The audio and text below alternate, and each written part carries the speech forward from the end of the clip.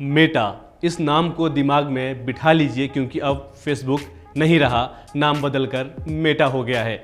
जी हाँ, कल रात फेसबुक रीब्रांडिंग से जुड़ी सालों बाद एक बड़ी घोषणा हुई है।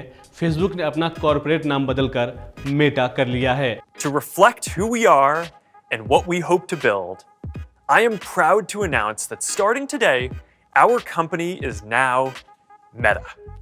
यह फेसबुक की व्यापक रीब्रांडिंग का हिस्सा है।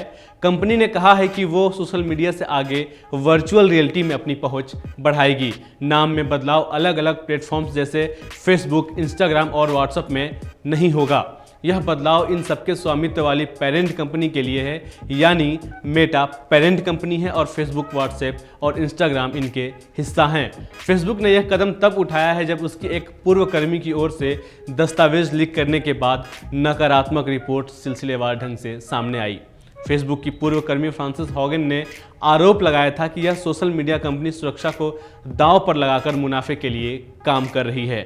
साल 2015 में गूगल ने भी इस तरह का कदम उठाया था। उसने भी पेरेंट कंपनी का नाम बदलकर अल्फाबेट कर दिया था। हालांकि यह नाम प्रचलन में नहीं आया, इसलिए गूगल को अभी भी गूगल ही कहा जाता है। आइए जानते हैं मेटावर्स क्या है। मेटावर्स दो शब्दों का एक संग्रह है, मेटा और बनाम। मेटा एक ग्रीक शब्द है, यानी परे, यानी काल्पनिक दुनिया या आभासी दुनिया, लेकिन भाव यह है कि यह वास्तविक प्रतीत होता है। यह कोई नई अवधारणा नहीं है। यदि आप मैट्रिक्स, रियल प्लेयर वन जैसी फिल्में देखते हैं तो आप इन मेटावर्स को आसानी से समझ सकते हैं। इसे फीका या माइक्रोक्राफ्ट जैसे वीडियो गेम के भी रूप में सोचें।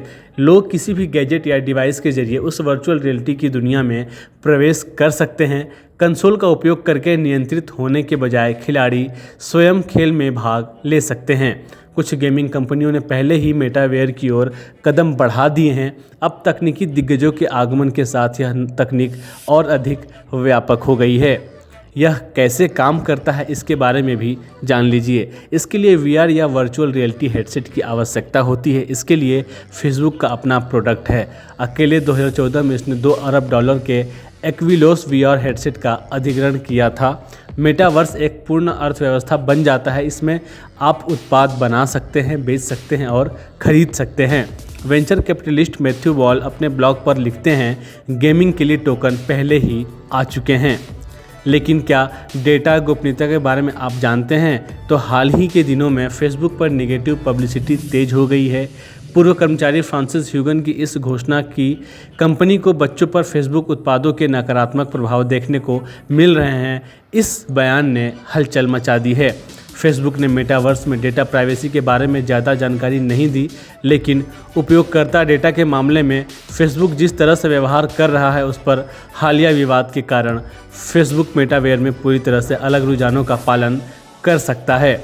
जनरल डेटा प्रोटेक्शन रेगुलेशन के हिस्से के रूप में यूरोपीय संघ दुनिया में सख्त डेटा गोपनीयता लागू करता है ताकि इन नई तकनीकों को तदनुसार विकसित किया जा सके। सवाल ये उठता है कि फेसबुक अपना नाम क्यों बदलना चाहता है। ऐसे संकेत हैं कि फेसबुक मेटावेयर पर ध्यान केंद्रित करने और उस दिशा में आगे बढ़ने की कोशिश कर रहा है। हालांकि फेसबुक ने इस पर कोई प्रतिक्रिया नहीं दी है।